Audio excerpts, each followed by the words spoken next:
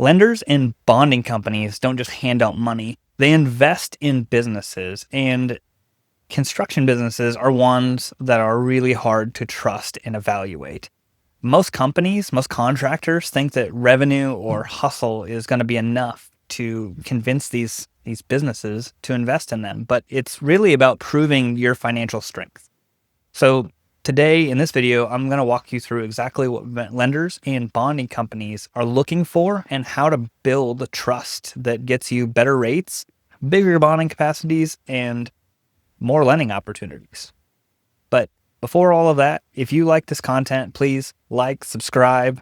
Again, I'm Josh with the Construction CFO, and I'm happy to make these videos based on what you want. So if you send me a DM in LinkedIn, YouTube, wherever, or if you leave a comment, I make these videos as they come up. And this is one that I've been getting a lot of comments and questions about the last couple weeks. So let's dive in.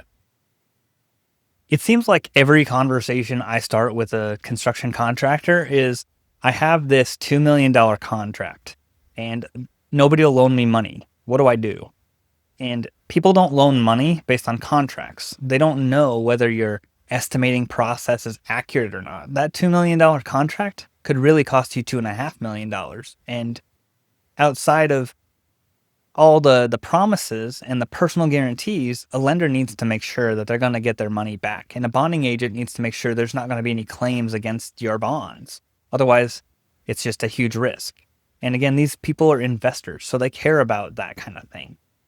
The most important thing you can do is show your core financial strength. And where that starts is you have clean, accurate financial statements. You can have it either CPA reviewed or GAAP compliant, but you need to understand the difference between accrual-based accounting and cash-based accounting and how that lines up. You need to have a healthy working capital. And that's going to start before you get loans and lenders lined up. It's going to start with you personally putting money up.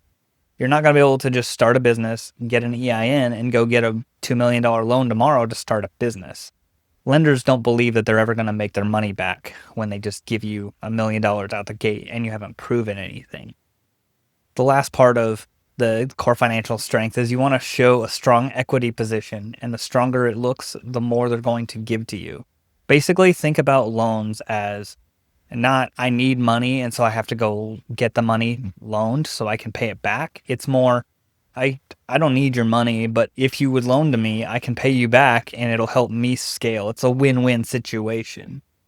The second thing that lenders and bonding agents really care about is your cash flow and planning, your discipline in how things work. They want to see you're actively planning your expenses moving forward, but they also want to see a history of 3, 6, even 12 months that you have been paying your AP on time and you have been collecting your AR on time. Lenders really care about your cash discipline more than they care about your profit.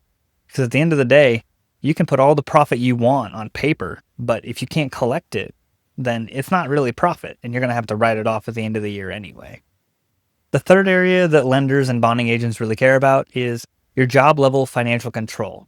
They don't want to see high level that the whole business makes money. They want to know how it makes money, each point. So the way that works, and I have videos on job costing that I'll link to the bottom, but the way they want to see it is every line item broken out. They don't want to see material, labor, subcontractors, equipment.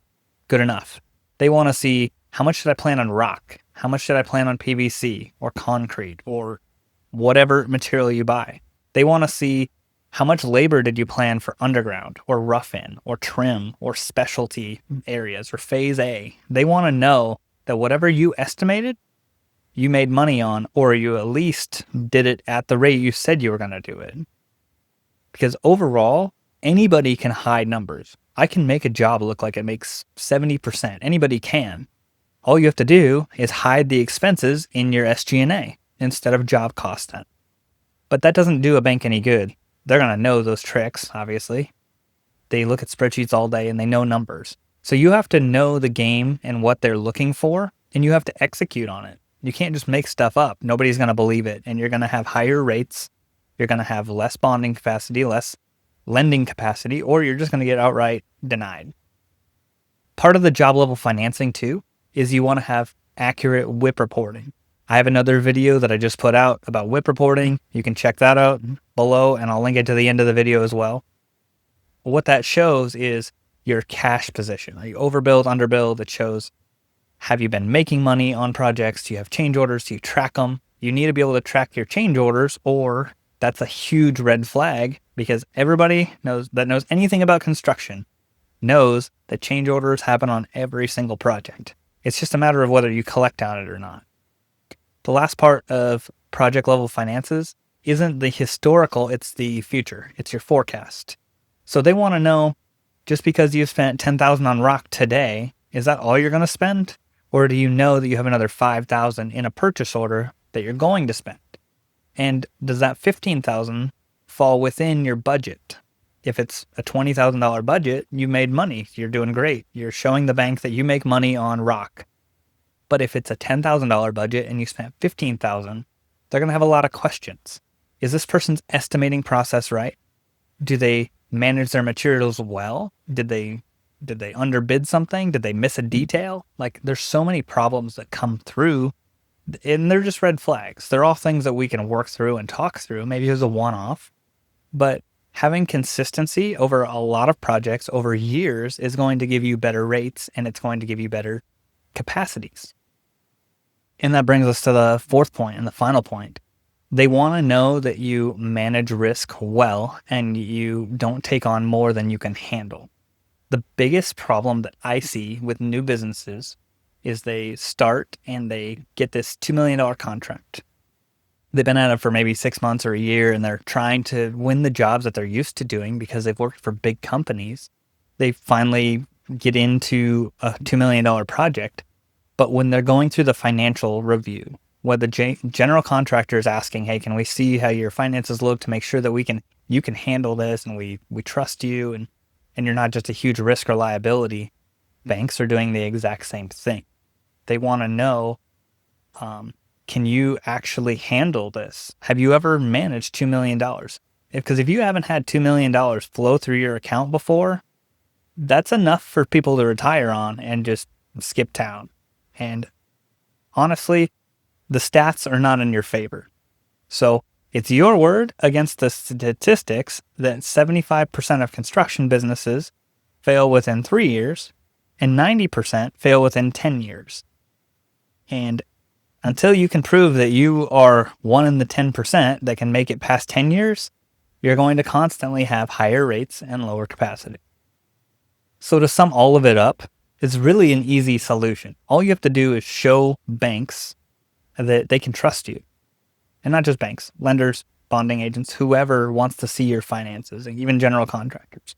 But through showing them, you have the process from estimating to tracking to change orders to paying everybody on time.